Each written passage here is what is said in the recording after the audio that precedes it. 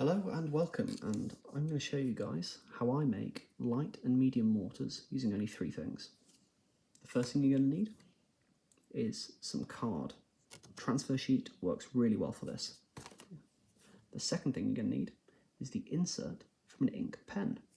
In this case, we've got some ink inserts from a Bic pen. And the final thing you'll want is some machine gun supports. This can be from any 28mm box. In the case of these models, I've used MG42 supports from the German Veteran Infantry Platoon box from Warlord Games, and that's also where the models and everything else on these models have come from.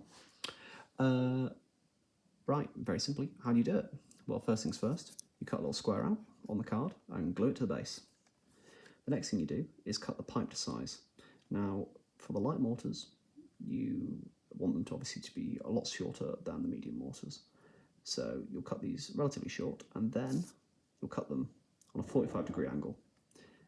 Glue this piece here in the very center of that square. And then the final step is to get your machine gun struts. I use a pair of tweezers because my fingers are fat and I can't do it any other way. And I push very gently with the tweezers and put a double super glue there, and there. And that forms a solid base there for your light mortars. The final thing you can do is add some little extras. In this case, I've got a little bit of piping here I've just glued on top, and that helps it make, stops it just being like a smooth surface and kind of creates a visual break. I'm not sure quite how historically accurate this is, but I think it looks pretty cool. And you know what, from a distance, they don't look bad. Okay, so that's the light mortars. For the medium mortars, it's exactly the same process, but you notice I've used some walls to lean them up against. I did that because the problem is with this method for the light mortars is the machine gun struts are just too low down for them to look good. The only way around this is to put them on walls, and it kind of hides that.